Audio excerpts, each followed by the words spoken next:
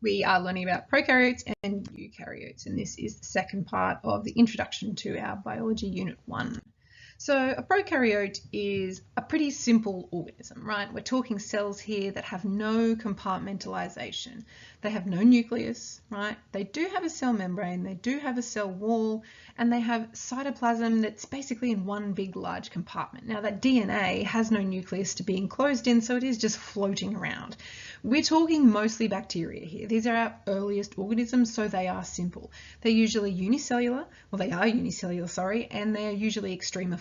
So they're like really, really cold, really, really hot, really, really high pHs, really, really low pHs, things like that. They can tolerate extremes. Prokaryotes do still have organelles, right? They still do have DNA material. It's usually circular instead of linear, like in eukaryotes. I can have a plasmid, so there can be one large, big circular ring of it and maybe even smaller parts around the place, and it's clumped in what they call a nucleoid in the middle. So even though there is no main central hub like a nucleus, that DNA is just going to be floating in there somewhere. In contrast, eukaryotes have a really complex internal structure. They're kind of like the evolved version of those prokaryotes. And it contains a true nucleus, right? The EU prefix on eukaryotes actually just means true. It's Greek for true. And it does have membrane-bound organelles. So there's that big cell membrane on the outside, but organelles that are then coated in that membrane material as well. Think IKEA, right? We're talking about compartmentalization. You want to have everything in its nice little organized sections so that it can be used effectively. Now, eukaryotes do have those membrane-bound organelles, and one of them is that nucleus.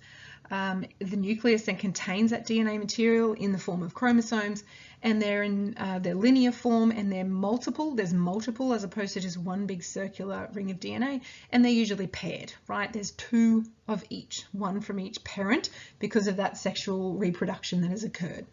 So it's pretty helpful to have all that compartmentalization. It can wall off harmful substances that you don't want.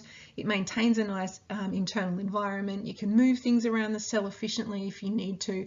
You can concentrate the products that you're making, like enzymes, whatever it is. When we're talking eukaryotes, mostly what we will focus on are animal cells and plant cells. And you probably would have done this really early on, year 8, whatever it is. And when we're talking our classic organelles, that's what we're thinking of.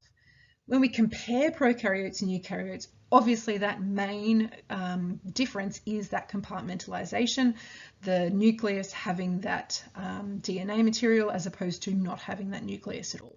When we're talking size here, our bacteria or our prokaryotes are much smaller, right? So down here we're talking very, very tiny, and we're talking in the same ballpark as a mitochondria, which is an organelle of a larger cell there.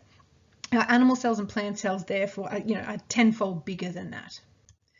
There's so many different comparison charts out there in terms of prokaryotes versus eukaryotes. This is a nice little DORA acronym there if you need it. DNA, organelles, reproduction, and average size. And this one is straight out of Oxford as well. So it has lots of different categories that you can be using to compare. So I would most definitely take some notes on that and have a think about the main differences there that I've already spoken about. So that's our only focus, is comparing prokaryotes and eukaryotes.